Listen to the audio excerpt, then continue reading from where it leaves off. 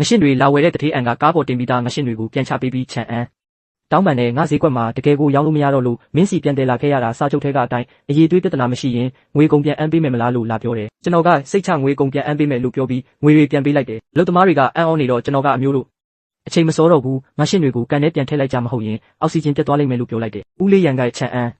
ငါတို့ငါရှင်းတွေမရောင်းရတော့ဘူးလားလို့စိုးရိမ်တကြီးမေးတယ်ကျွန်တော်ကတေချာပေါက်ရောင်းရမှာဒီနေ့မဟုတ်တာပဲရှိတာနောက်အကြဆုံးလောက်ဝက်အတွင်းတေချာပေါက်ရောင်းရမယ်အဲ့ဒီအချိန်ကျရင်ဈေးကပိုတက်လာမှာမို့မင်းတို့ရဲ့အမျက်ဝေစုကလည်းပိုများလာမှာလို့ရှင်းပြလိုက်တော့မှသူတို့နည်းနည်းစိတ်အေးသွားကြတယ်အဲ့ဒီနောက်ဦးလေးရန်ကိုကန်တွေတေချာကြည့်ထားဖို့မှပြီးကျွန်တော်ကခရိုင်မျိုးပေါ်ကိုထွက်လာခဲ့တယ်တကယ်တော့လွန်ခဲ့တဲ့6လကရွှေတုံးတွေကိုကန်ထဲကနေတူးဖော်တွေ့ရှိချိန်မှာကျွန်တော်ကအဲ့ဒီရွှေတုံးတွေကိုနေရာပြောင်းဝတ်ထားခဲ့ပြီးတထေးချောင်း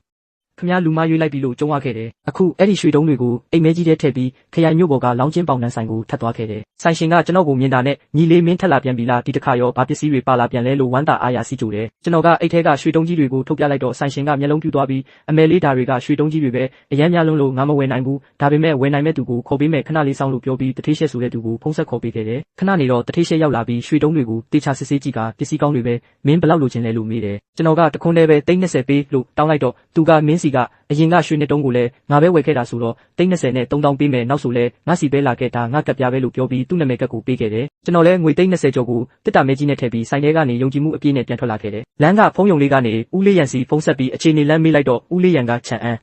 မင်းဘက်မှာလည်းမြန်မြန်ပြန်လာခဲ့သူတို့ပြဿနာလာရှာနေပြီလို့ပြောလာတယ်ဘသူတွေလဲလို့မေးပြီးကျွန်တော်ချက်ချင်းရွာကိုပြန်လာခဲ့တယ်ရောက်ရောက်ချင်းပဲချန်စီကအလုသမားတွေဖမ်းထားတဲ့ငရှင်းပုံးတွေကိုခြေထောက်နဲ့ကန်ချပြီးမြေကြီးပေါ်တွန်းချလိုက်တယ်ချန်စီကဒီကန်ထဲကငရှင်းတွေအကုန်ငါပိုင်နဲ့အကုန်စစ်ဆေးစမ်းလို့អော်တယ်အဲ့ဒီအခါရွာထဲကကောင်မလေးရှောင်းမေးကဝင်သားပြီးဒီငရှင်းတွေကချန်အန်းပိုင်နာရှင်းတို့လာမစွတ်ဖက်နဲ့ထွက်သွားစမ်းလို့អော်ပြောတယ်ချန်စီကတေချင်တဲ့ကောင်မလေးလို့ဆဲပြီးရှောင်းမေးကိုခြေစုံကန်ချလိုက်တော့ရှောင်းမေးမြေကြီးပေါ်လဲကျမလို့ဖြစ်သွားတယ်အဲ့ဒီအချိန်မှာပဲကျွန်တော်အပြေးရောက်သွားပြီးရှောင်းမေးကိုထူပေးလိုက်တယ်ကျွန်တော်ကဒေါသကြီးနဲ့မိန်းကလေးတယောက်ကိုလက်ပါရလာလို့မေးတော့ချန်စီကငါကရိုက်ချင်တဲ့သူကိုရိုက်တာပဲမိမဖြစ်ဖြစ်ယောက်ျားဖြစ်ဖြစ်ငါ့ကိုလာဆိုင်ရင်အကုန်ရိုက်မှာပဲလို့မောက်မာစွာပြောတယ်ကျွန်တော်ကမင်းအခုကန်လိုက်တဲ့ဒီတစ်ချက်အတွက်ဆယ်စားပြန်ဆက်စေရမယ်လို့စိုက်ကြည့်ပြီးပြောလိုက်တယ်ချန်စီကရဲပြီးငါကလူတွေကိုငါရှိမှဒူးထောက်တောင်းပန်ခိုင်းရတာအကြိုက်ဆုံးပဲမင်းငိုရင်အတန်မကျဲဖို့ပဲညှော်လင့်တယ်အခုမင်းငါရှင်းတွေရောင်းမထွက်တော့ဘူးမလားဒီငါရှင်းတွေကရင့်နေပြီမို့နေတိုင်းအလေးလွင့်ဖြစ်နေမှာနောက်နှစ်လနေရင်ရာသီဥတုကလည်းအေးလာတော့မယ်မကြခင်အကုန်အေးခဲပြီးတေကုန်တော့မှပင်အန်းခရိုင်မြို့မှာငါခွင့်ပြုချက်မရှိပဲဘယ်သူမှလာမဝယ်ရဲဘူးအဲ့ဒီတော့မင်းကိုလမ်းနှစ်လမ်းရွေးခိုင်းမယ်ပထမလမ်းကအခုချက်ချင်းဒူးထောက်တောင်းပန်ပြီးတပိတ်တာ3ရွယ်နဲ့ငါကိုရောက်တာ